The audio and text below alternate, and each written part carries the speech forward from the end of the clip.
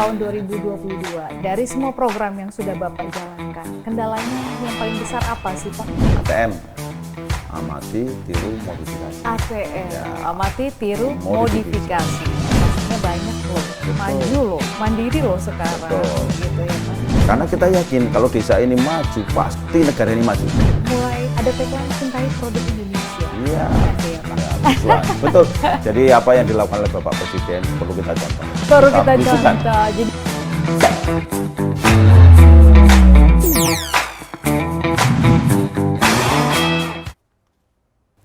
halo teman desa, senang bisa berjumpa kembali ya kita pada podcast Teras Desa Maju Mandiri Sejahtera. Nih, ketemu lagi sama Doka Azwita di sini yang bakal nemenin kalian semua kurang lebih 15 menit ke depan. Dan seperti biasa, tema kita ini akan membahas tentang program P3PD untuk Desa Mandiri. Di mana lagi kalau bukan di YouTube Teras Bersama. Nah, untuk membahas P3PD ini, Duka nggak akan sendiri seperti biasa. Dan kali ini narasumber Duka masih sangat istimewa karena memang udah pakarnya yang nantinya akan menjelaskan tentang bagaimana sih program P3PD, apalagi nantinya di tahun 2023. Bersama Duka sekarang sudah ada bersama Direktur Jenderal Bina Pemdes Kemendagri. Selamat datang Bapak Dr. Eko Prasetyanto Purnomo Putro. Selamat pagi Mbak Nuga. Selamat pagi, kita ketemu lagi nih Pak. Ya, selamat pagi, bertemu kembali juga dengan teman-teman desa semuanya. Betul banget. Siap. Ya, jadi kita bisa sapa dulu mungkin Pak teman desa, Ya. kabarnya mudah-mudahan Halo selalu teman baik. desa semua, penggiat desa, semangat kita Semangat semua. ya. Ya. Pastinya teman desa yang menyaksikan kita berdua harus tetap sehat, tetap Amin. jaga kesehatan, jangan Amin. sampai lengah ya Pak. Betul. Karena waktu itu Bapak pernah bilang, kalau kita sehat, kita bisa menyelesaikan semua kegiatan kita dengan baik. Betul Mbak Nuga. Berarti Jadi, Bapak hari ini kayaknya cukup sehat saya lihat. amin. Kita harus dengan berbagai cara supaya kita sehat. Betul. Ya. Semangatnya tambah ya Pak. Harus Apalagi tambah. kita mau menyambut tahun 2023 sebentar lagi. Iya, tahun baru. Tahun baru. Semangat baru. Semangat baru, Iya. apalagi untuk menyelesaikan program P3PD. Iya. Kemarin kita sempat bahas, banyak Bapak bilang yang kita lakukan sekarang itu adalah merefresh dari segala ini gitu ya Pak ya. Mau dari para pelatihan, dari tingkat nasional, regional, juga kemarin udah kita bahas. Nah, mungkin kalau sekarang Nuka mau bahas dulu flashback untuk tahun 2022. Dari semua program yang sudah Bapak jalankan, kendalanya yang paling besar apa sih Pak? Jadi begini, negara kita itu sangat luas, Mbak. Ini yang akan dilatih adalah kepala-kepala desa, perangkat desa, kemudian ada dari PKK, kemudian dari BPD, gitu ya. Terus kemudian juga nanti ada yang tematik-tematik. Tentu saja ini memerlukan banyak perhitungan. Ya. Kita tahu kondisi desa di Indonesia itu tidak sama. Betul. Ya, baik itu tingkat perkembangannya maupun kondisi geografisnya. Betul. Oleh karena itu, dengan berbagai upaya sekarang kita petakan ini, kita petakan. Contohnya sekarang untuk yang pelatihan konvensional. Yang pelatihan konvensional kita akan pusatkan di provinsi-provinsi toh. Provinsi-provinsi bagaimana nanti kesiapan kabupaten untuk menggerakkan bagaimana kesiapannya. Demikian juga kecamatan, desanya itu sendiri ya. Terus kemudian untuk yang sifatnya virtual, tentu saja tidak semua desa di Indonesia ini juga berlistrik. Itu dia, betul banget Nah, Pak. tidak semua desa, artinya kalau tidak berlistrik berarti tidak semua juga bisa virtual. Iya. Berarti kita harus perhitungan cermat ini. Mana yang bisa virtual, mana yang tidak. Kalau yang tidak nanti seperti Berarti apa? kita harus arahkan ke konvensional. Penyuluhan satu-satu. Iya, konvensional di provinsi. Baik. Iya, artinya ini harus perhitungannya dengan cermat. Itu salah satu tantangan yang harus kita hadapi. Kemudian yang kedua, tantangan yang kita hadapi adalah menyangkut masalah SDM. Gitu. Baik itu pelatihnya, baik itu mengenai apa yang akan dilatih. Maka kita petakan juga. Mana kemarin sudah saya jelaskan bahwa kita harus memetakan mana kepala desa yang baru, mana kepala desa yang PJ, dan mana yang sudah maju. Nah, ini harus jelas. Kemudian pelatihnya, kalau konvensional serentak, berarti kita memerlukan banyak pelatih ini. Baik. Tidak semua di provinsi punya, berarti harus ada juga yang digeser antar provinsi juga. Nah, ini kita harus juga petakan ini, kesiapan ini. Artinya, refresh itu bukan hanya untuk melihat kesiapan dari sisi kuantitas, tetapi juga kualitas. Kualitas, Ya. oke. Pelatih kan banyak juga yang sudah pensiun. Iya. Ya, nah ini perlu ada kita ketahui nih. Nah, nanti dengan virtual itu semoga kita akan semakin mengetahui kekuatan kita.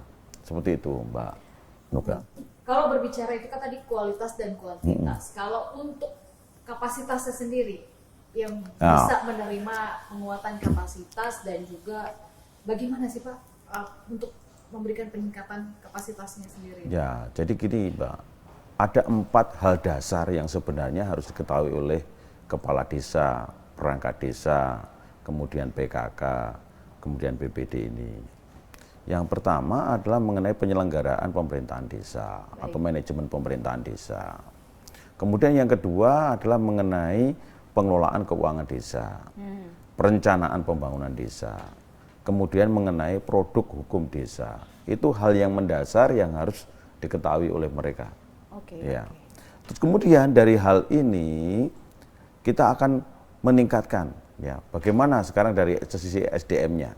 Sisi SDM kita ketahui, sebagian besar 40% kepala desa di Indonesia ini pendidikannya SMA. Ya, artinya ini memerlukan juga pendekatan-pendekatan bagaimana dia bisa memahami regulasi-regulasi ini, kemudian bisa mengimplementasikannya. Ya, itu dia. Jadi harus betul-betul dipetakan secara cermat mengenai kapasitasnya. Kemudian yang ketiga yang perlu kita lihat adalah bagaimana sekarang dengan kondisi-kondisi geografisnya. Apa yang perlu kita lakukan sekarang? Misalkan saja, apa akan sama sekarang kepala desa yang ada di daerah pegunungan, di daerah pantai, di daerah dataran rendah dengan pelatihan yang sama? Tentu saja tidak. Beda-beda. Tentu saja berbeda. Artinya ini ada muatan-muatan lokal. Nah, Bapak Menteri Dalam Negeri bersama dengan Ibu Tri Tito Karnavian juga mengharapkan ini ada pemahaman tentang leadership, tentang entrepreneurship. Ini penting sekali difahamkan kepada mereka. Tentu akan kita sesuaikan dengan potensi. Untung kita mempunyai data profil desa dan kelurahan. Dengan data profil desa dan kelurahan ini akan memudahkan kita untuk mengklasifikasikan. Ya. Di daerah pantai akan seperti apa modelnya. Di daerah yang pegunungan seperti apa modelnya. Kemudian yang ada di daerah dataran rendah seperti apa modelnya. Nah, ini saya kira sangat menarik, Mbak. Menarik, apalagi nanti untuk tahun 2023. Betul. Program ini bakal menjadi PR besar kah, Pak? Iya. Apalagi tadi kan mengklasifikasikan tentang geografis di Indonesia, tadi Bapak bilang juga Indonesia tuh sangat luas banget gitu kan. Nuka sendiri pernah berpengalaman Pak, mengunjungi salah satu desa yang benar-benar memang nggak ada listrik. Iya, betul. Ya, internet nggak ada gitu. Nah, itu kan repot ya, sudah 4 hari Selasa 1 tahun Pak. Wah, betul, betul. Benar-benar infrastruktur untuk jalan ke sana juga jalanannya rusak gitu kan. Betul. Rumah dari satu rumah ke rumah yang lain jaraknya juga cukup jauh gitu. Jadi memang minim informasi yang bisa masuk ke desa tersebut gitu Pak. Apalagi di perbatasan-perbatasan. Betul. Ya, gitu. Artinya kan di sini kita sudah harus mempunyai pola. Nah, semoga dengan P3PD ini nanti kita akan menemukan pola itu. Pola itu. Bagaimana pendekatan untuk daerah desa-desa yang ada di perbatasan, desa-desa yang ada di perbukitan, pegunungan, desa-desa yang ada di pantai dan sebagainya. Nah, oleh karena itu tanggal 29 Desember besok saya sudah mengharapkan kepada semua direktur dan Buses untuk sudah menyelesaikan ini, peta ini.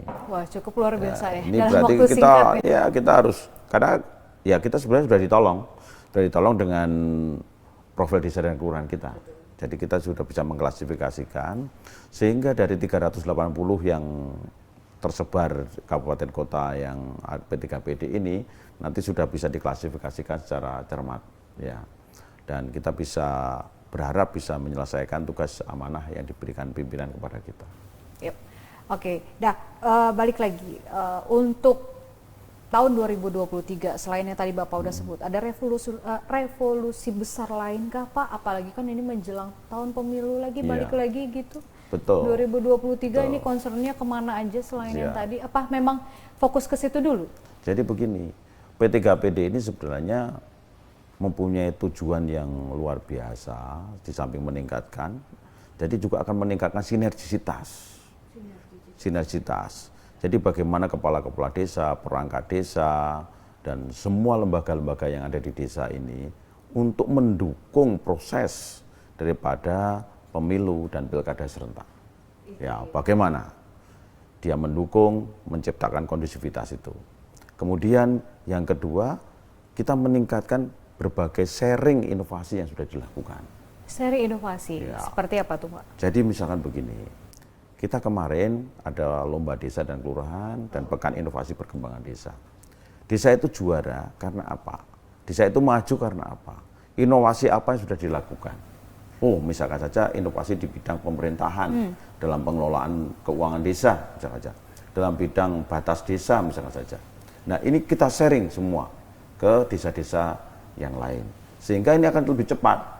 Orang kalau berpikir menciptakan itu kan lama ya. Lama Pak, biasanya harus butuh contoh ya. Ya, tapi kalau mencontoh kan cepat. Iya. Ya, maka prinsipnya tetap kita selalu kemukakan ATM, amati, tiru, modifikasi. ATM, Ya. amati, tiru, modifikasi. Oh. Jadi kemajuan desa A dia bisa juara karena apa? Mari kita amati, kita tiru, kita modifikasi, sesuaikan dengan kondisi situasi desanya, begitu Pak. Nah, kalau untuk teman desa atau masyarakat yang tinggal di desa untuk mengetahui dengan adanya program P3PD ini, kan masih tadi Bapak bilang minim informasi.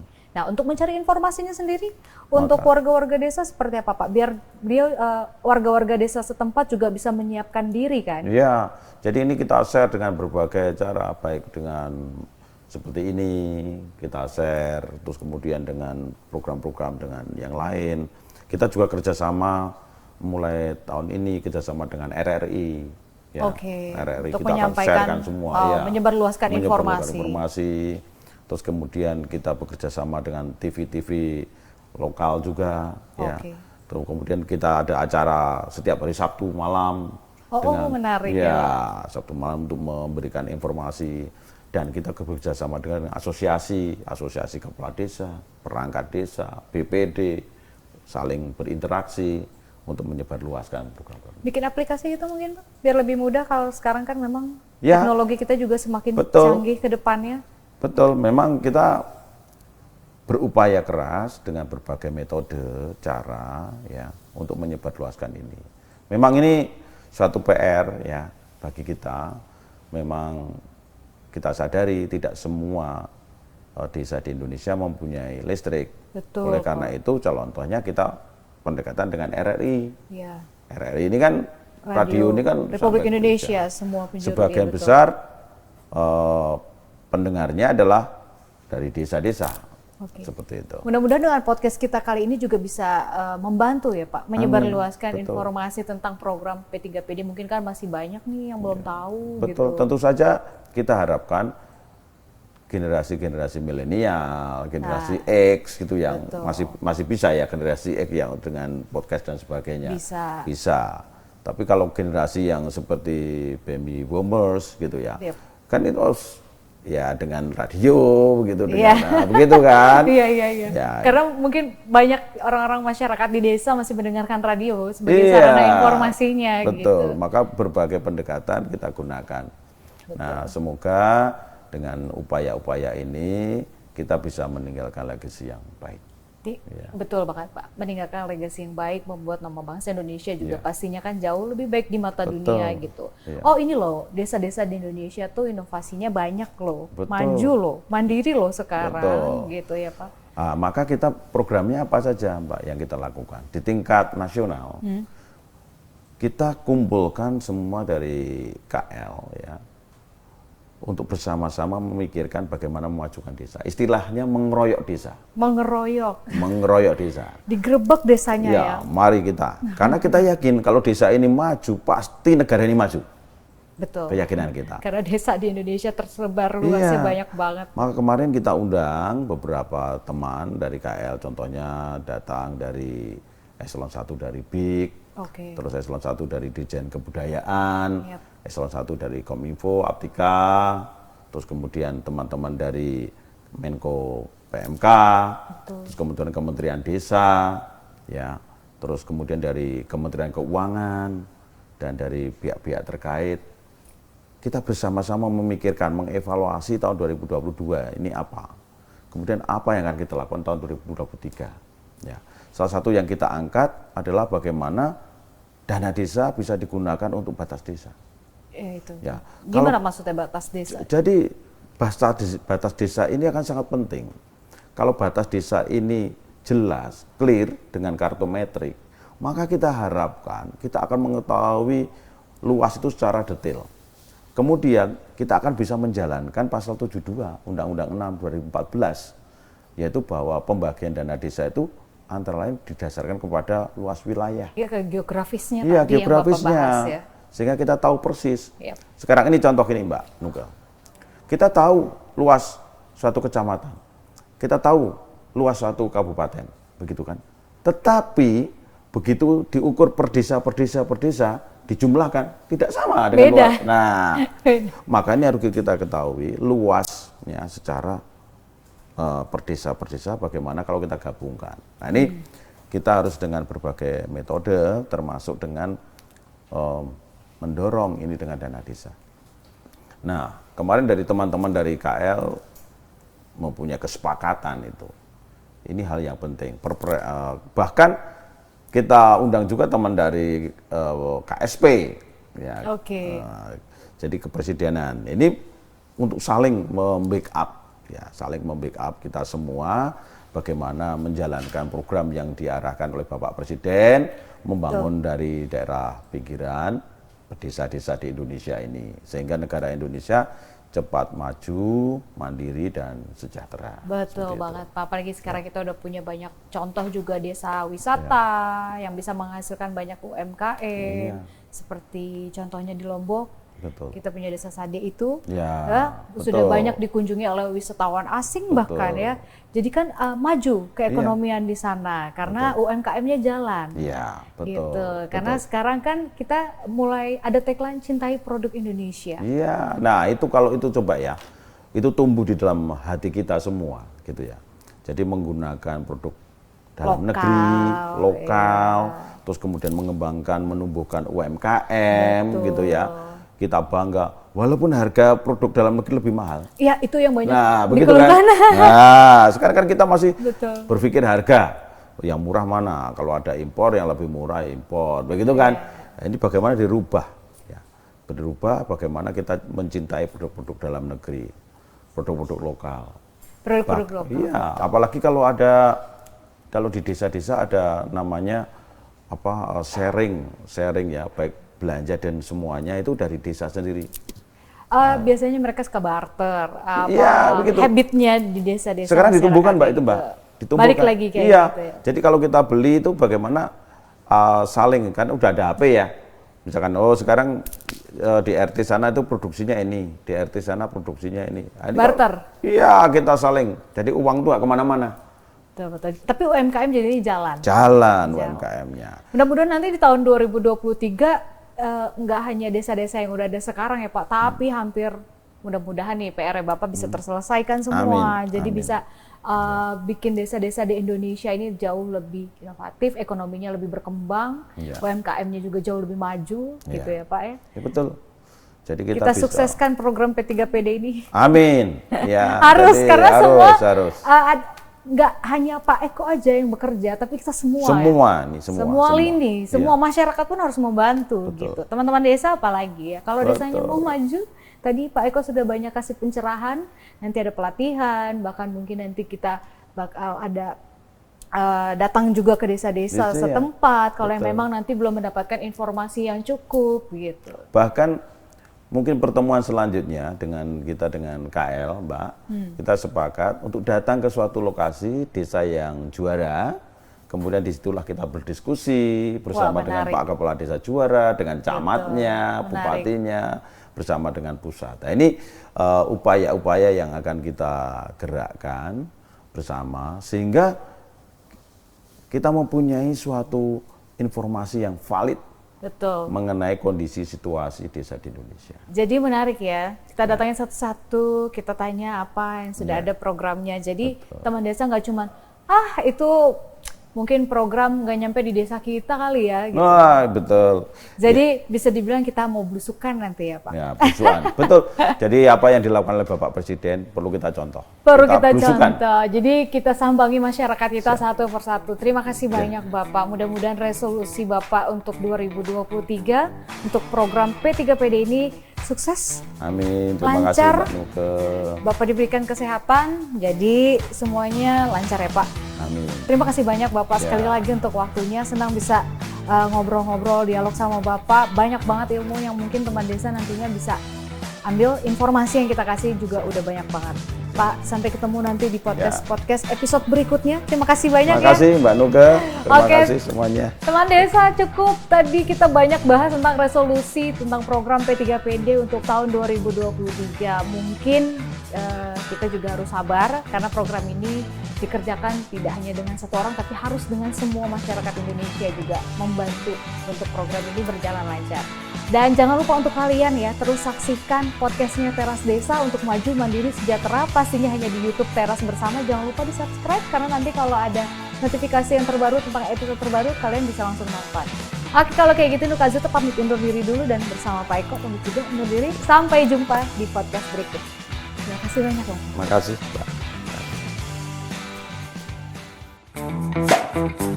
Mbak.